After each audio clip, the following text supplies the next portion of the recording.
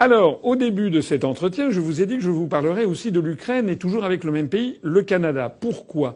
Eh bien parce que l'on a appris il y a quelques semaines que l'armée canadienne, qui fait partie de l'OTAN, eh bien forme des militaires en Ukraine justement, et on a appris récemment que le Premier ministre Trudeau, toujours le même, avait annoncé l'élargissement et la prolongation d'une opération qui s'appelait Unifié, mission de formation militaire qu'il avait lancée en 2015 et qui sont menées donc par les forces armées canadiennes en Ukraine. Donc on forme des cadres. Or, cette présence des forces armées et des instructeurs militaires canadiens dans un pays membre de l'OTAN, depuis 7 ans, en Ukraine, qui est un pays non membre de l'OTAN, moi je ne sais pas ce que vous en pensez, je considère quant à moi que c'est quand même un scandale qui donne raison à Poutine. Que diraient les Occidentaux? Qu'est-ce qu'on n'entendrait pas dans les médias? Qu'est-ce qu'on n'entendrait pas dans la bouche de M. Bernard-Henri Lévy, ou bien de M. Jadot, ou de M. Glucksmann, ou de M. Macron, je ne sais pas qui? Qu'est-ce qu'on n'entendrait pas si les forces armées russes étaient au Mexique le long de la frontière américaine depuis 7 ans? Mais ce n'est pas tout.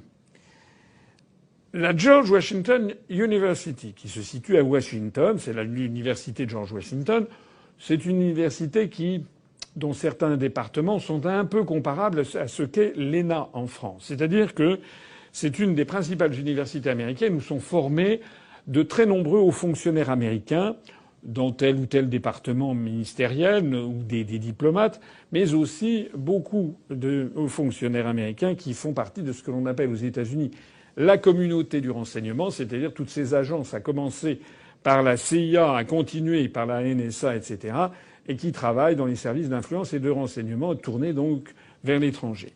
Eh bien, cette George Washington University a récemment publié une étude, c'était au mois de septembre dernier, qui a révélé la présence de groupes néo-nazis, d'un groupe néo-nazi qui s'appelle Centuria, à cette Académie militaire nationale ukrainienne, là même où les forces armées canadiennes font de la formation. Selon cette étude, les miliciens néo-nazis de Centuria sont donc formés par les forces armées canadiennes et aussi par d'autres forces armées de l'OTAN. Des conseillers militaires canadiens sont affectés à plein temps à cette académie et notamment une salle de classe, la salle de classe Delta, une salle de classe qui bénéficie d'une très haute technologie qui est financée et parrainée par le Canada en Ukraine. Les miliciens néo-nazis de Centuria se sont donné pour mission de faire de l'armée ukrainienne un instrument de défense de ce qu'ils appellent l'identité culturelle et ethnique des peuples européens. Ça cadre bien avec les symboles nazis qui n'hésitent pas, ou des symboles qui représentent vaguement les symboles nazis ou la croix celtique, avec des logos qui sont assez travaillés pour que ça fasse penser à la période hitlérienne. Donc l'idée de défendre l'identité des peuples d'Europe, l'identité ethnique, voilà, c'est tout un univers. Ça ne cadre pas très bien avec les prétendues valeurs occidentales de l'OTAN, et ça cadre encore moins avec les prétendues valeurs européennes chères à M. Clément Beaune, à M. Macron, à M. Jadot, à M. Bernard-Henri Lévy, à Mme Hidalgo, à Mme Pécresse, etc., etc. Moi, j'aimerais savoir ce que tous ces gens pensent du fait que ces miliciens de Centuria formés par l'OTAN en Ukraine, eh bien, ces miliciens servent comme officiers dans plusieurs unités de l'armée ukrainienne. Armée ukrainienne, donc, qui fait face à la Russie. C'est l'OTAN, c'est les forces canadiennes qui forment ces officiers-là. Et qui nous présentent l'armée ukrainienne comme des combattants de la liberté face à la Russie de Poutine. Regardez là sur ces photos à quoi ressemblent les combattants de la liberté. En avril 2020, ce groupe Centuria a d'ailleurs fait parler de lui puisqu'il a fait l'éloge sur Internet de la 14e division d'infanterie SS galicienne numéro 1 qui était essentiellement composée d'Ukrainiens lors de la Deuxième Guerre mondiale. Centuria a présenté cette division SS comme étant, je cite, le symbole qui fait peur aux ennemis de l'Ukraine, sous-entendu la Russie. Et parmi les figures nazies que vénère Centuria, eh bien, on trouve notamment le Belge Léon Degrelle. Léon Degrelle qui est décrit comme étant un vrai Européen.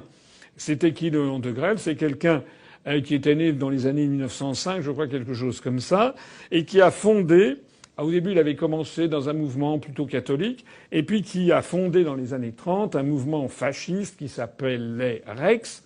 On a parlé d'ailleurs comme inspiration, comme mouvement politique, le rexisme. Rex, ça veut dire roi en latin. Et puis petit à petit, eh bien, de Grelle devint un fervent nazi avec la montée en puissance de l'Allemagne hitlérienne. Il est devenu tellement un fervent nazi qu'il a combattu à l'Est avec la 28e division SS Wallonie, où il devient SS Sturmbannführer à la fin de la Seconde Guerre mondiale. Après la Seconde Guerre mondiale, il s'est d'ailleurs réfugié en Espagne sous Franco, où il est mort en 1994, je crois. Il avait un âge vénérable, il avait quelque chose comme 85 ou 90 ans.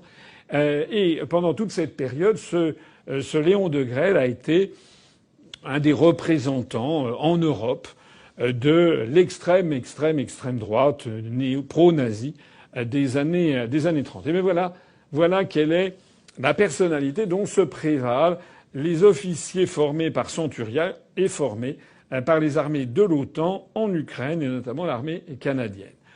Toutes ces révélations sur les néo-nazis qui sont soutenus par les États-Unis, l'Union européenne et l'OTAN en Ukraine, ça confirme ce qu'on savait déjà. J'avais fait en son temps d'ailleurs une vidéo qui parlait de l'affaire notamment de la révolution orange, de la révolution du Maïdan, etc. On sait qu'à l'époque, lorsque les États-Unis ont pris en main le destin de l'Ukraine, eh bien, ils n'ont pas rechigné à traiter avec des personnalités politiques extraordinairement controversées, tout à fait d'extrême droite, le mouvement notamment, je crois, Svoboda, des gens qui en vantent les mérites des collaborateurs des pro-nazis ukrainiens des années 40. Et on avait même vu d'ailleurs Laurent Fabius, à l'époque ministre des Affaires étrangères, se commettre avec des néo-nazis ukrainiens. Voilà. Alors, il se trouve que le Canada est à la fois sur le devant de la scène, et Justin Trudeau est sur le devant de la scène, ou plus exactement, il est allé se cacher dans les coulisses sur la question de la lutte contre l'obligation vaccinale. Et Justin Trudeau est également sur le devant de la scène avec cette affaire qui concerne le conflit qui menace d'éclater entre la Russie d'un côté et puis l'ensemble des pays de l'OTAN de l'autre. Et si je vous ai montré les deux, c'est que dans les deux cas, eh bien, moi, je ne reconnais pas ce qu'était l'Occident de ma jeunesse. Normalement, le Canada, la France, etc., même les États-Unis, étaient des pays qui étaient le symbole de la liberté, le symbole de pays de sociétés ouvertes, le symbole de pays, l'exemple même des pays où tout le monde rêvait de vivre parce que les libertés individuelles y étaient respectées, les droits civiques, etc., etc., et aussi ou des pays qui cherchaient la paix du monde. Eh bien maintenant, malheureusement, dans l'univers dans lequel nous vivons, eh bien j'ai l'impression d'être désormais du mauvais côté de la barrière. J'ai l'impression que désormais, le monde occidental file un très mauvais coton, aussi bien pour les libertés publiques, les libertés individuelles, que pour la paix du monde.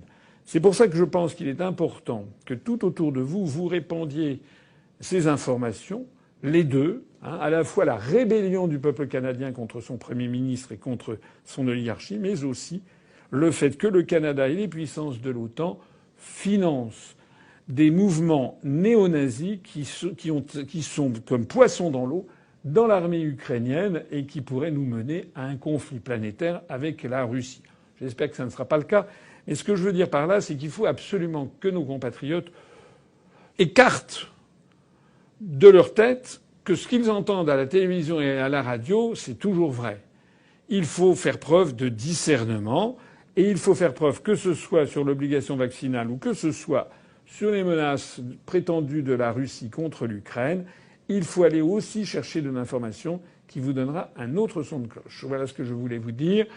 Personnellement, j'espère, dans un cas comme dans l'autre, que ça se terminera bien. C'est-à-dire que j'espère qu'au bout du compte, les peuples d'Occident imposeront un retour à la normalité. La normalité, ça veut dire la fin du pass sanitaire ou du pass vaccinal, la fin de toutes ces menaces de puçage des êtres humains, et puis aussi la fin des bruits de bottes que l'on entend à la frontière avec la Russie, parce que ce que demande la Russie, personnellement, ne me paraît pas choquant, puisque si on regarde une carte du monde, on voit que la Russie est en effet entièrement encerclée par des bases militaires de l'OTAN et des bases militaires américaines, ce que jamais, en miroir, n'accepteraient les États-Unis d'Amérique.